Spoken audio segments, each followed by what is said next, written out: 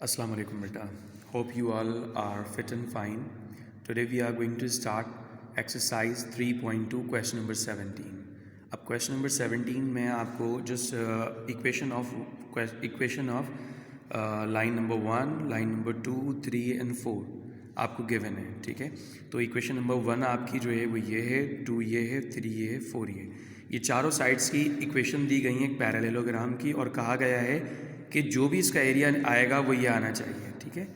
अब area of parallelogram का direct अगर आप फॉर्मूला यूज़ करना चाहें तो एरिया ऑफ पैरेललोग्राम का फॉर्मूला होता है, वो मैंने आपको पिछली वाली वीडियोस में बताया हुआ है, ठीक है।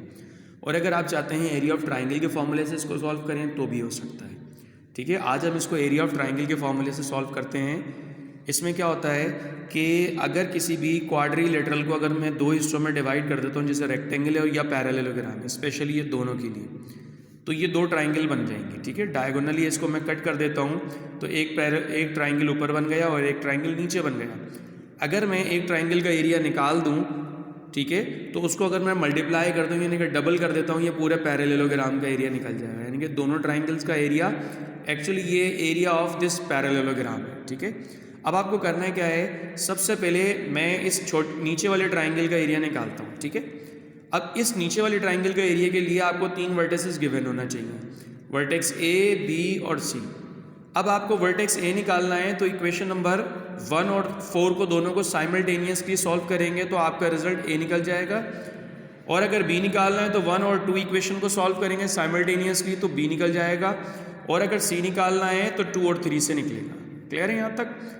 अब देखें यहाँ पर पॉइंट ए बी सी निकालना हमारे लिए मोस्ट इंपॉर्टेंट है, क्योंकि एरिया ऑफ ट्राइंगल बगैर किसी वर्टेक्स के नहीं निकलता।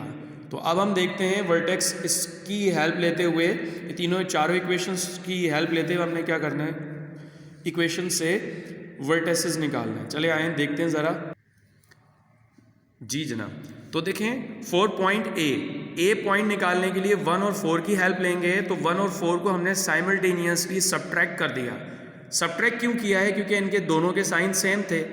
जब दोनों के डिफरेंट होते हैं तो उनको ऐड करते हैं, अगर सेम होते हैं तो सब्ट्रैक्ट करते हैं, ठीक है। तो इन दोनों को y को सब्ट्रैक्ट किया, y कैंसिल हो गया और x निकाल लिया हमने। x इन दोनों में कॉमन था तो m माइनस n अंदर रह गया, दोनों में से x कॉमन निकल गया तो a minus D as it is रहा।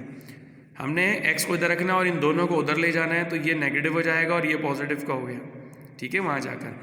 और ये हमारे पास x मल्टीप्लाई हो रहा था इसके साथ, तो ये जो वैल्यू है वहाँ जाकर डिवाइड हो जाएगी।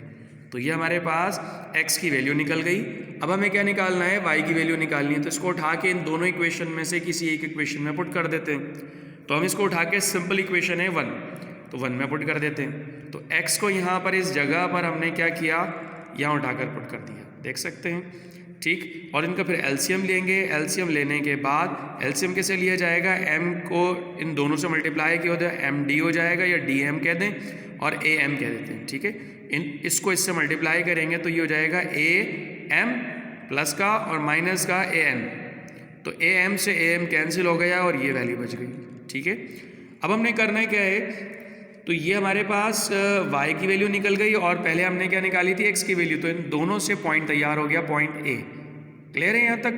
अब पॉइंट B निकालना है, तो अब क्या करेंगे देखें ज़रा, इक्वेशन 1 और 2 का हेल्प लेंगे और इन दोनों को भी सब्ट्रैक्ट कर देंगे। इनमें तमाम में सब्ट्रैक्शन ही चलेगी, ठीक है।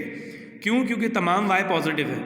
तो अब हमने क्या किया, y को कैंसिल करने के बाद जो x का कोफिशिएंट है वो हमने सेट करके यानी कि x को सेपरेट कर दिया, ठीक है।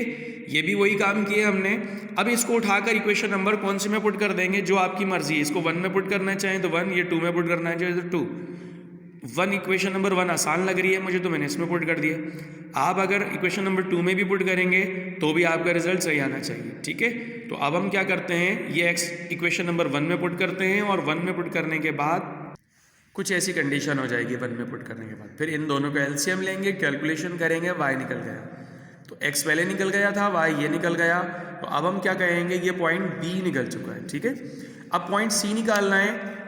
इक्वेशन 2 और 3 को साइमल्टेनियसली सॉल्व करेंगे, ये किया हमने, और इससे भी हमने x निकाला और इसको उठा के इक्वेशन 2 में पुट कर दें या 3 में पुट कर दें, जो भी, क्योंकि दोनों को इस्तेमाल किया, 1 में नहीं पुट कर सकते, 2 या 3 में पुट करेंगे। Got it? अब क्या करना है, हमें ये पुट कर दिया और पुट करने के बाद जो कैलकुलेशन हुई है ये, और ये पॉइंट सी तैयार हो गया। क्लियर है ये? अब इसमें आपको ए भी मिल गया, बी भी मिल गया, सी भी मिल गया। आइए अब इसको एरिया निकालते हैं इसका। अब एरिया कैसे निकलेगा? एरिया ऑफ ट्राइंगल का फॉर्मूला होता है 1/2 x1 x2 x3 y1 y2 y3 और 1 1 1। Got it? अब आपने क्या करना है, x1 x2 x3 को इनकी वैल्यू उठाकर पुट करनी है, y1 y2 y3 की वैल्यू पुट किए, उसके बाद 1 1। Got it?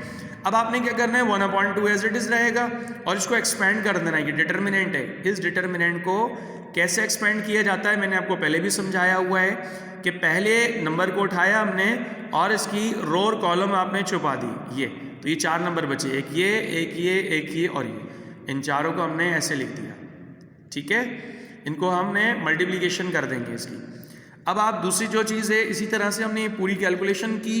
कैलकुलेशन करने के बाद इसका एलसीएम लिया है, दोनों के डिनोमिनेटर एक जैसे हैं तो इन दोनों को हमने एक साथ लिख दिया, इससे माइनस से मल्टीप्लाई कर दिया, minus plus minus minus minus plus. ठीक है, इसी तरह से ये वैल्यू एज इट इज़ रही, ये भी ऐसे रहेगा। इनका एलसीएम ले लिया ब्रैकेट्स का।